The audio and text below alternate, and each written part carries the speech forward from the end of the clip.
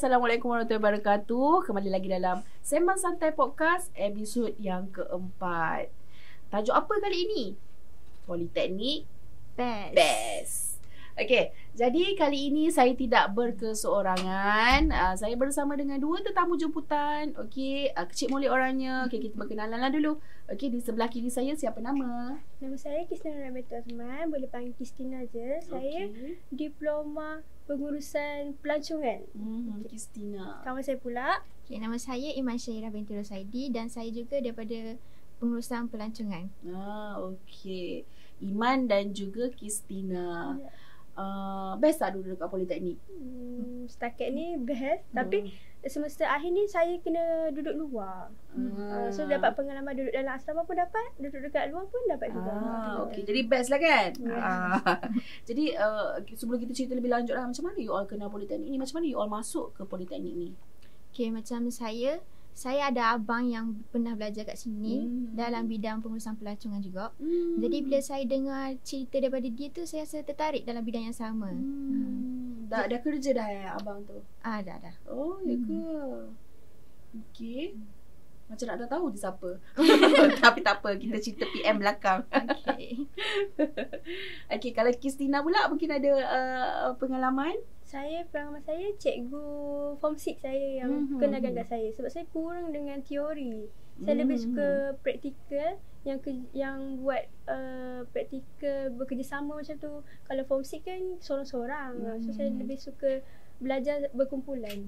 Jadi that's why you pilih Politeknik lah. Okey, kalau selain daripada tu Iman ada tak lepas dah kenal Politeknik, lepas tu dah belajar dekat Politeknik ni, jadi ada pengalaman tak nak share dekat penonton di luar sana? Macam saya masa saya pernah buat ada simulasi untuk jadi tour guide untuk subjek tourist guiding teknik dulu kat Melaka. So saya dapat handle jadual lawatan, handle pelancong. Semua tu cabaran tapi pengalaman tu priceless.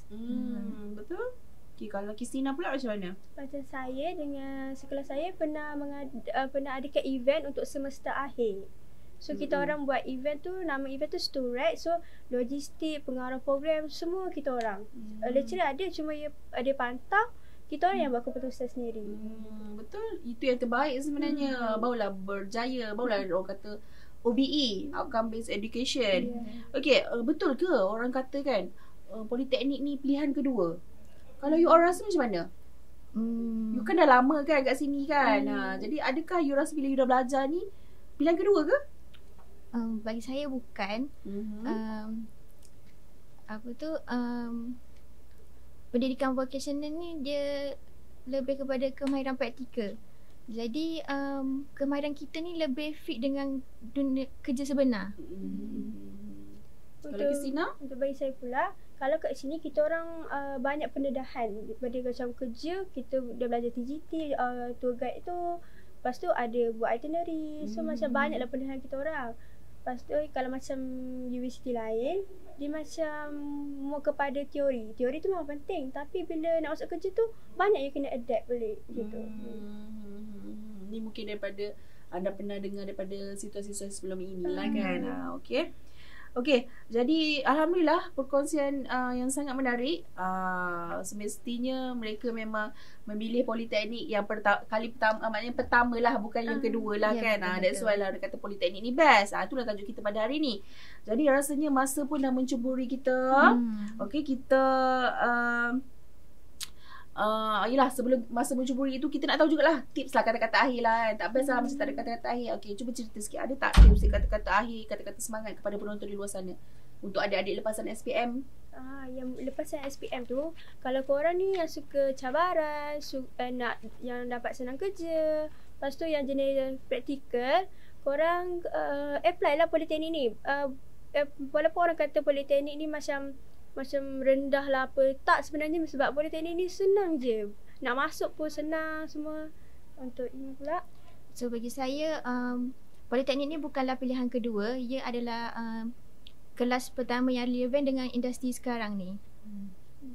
Okey, kata-kata akhir yang begitu simple, nice and short tapi bagus bermakna. Okey, jadi itu sahaja perkongsian kita pada kali ini. Politeknik itu best. Kita jumpa lagi lah dalam siri yang seterusnya. Siri Aku Budak Poli yang seterusnya. Jumpa lagi. Jumpa lagi. Bye. Bye.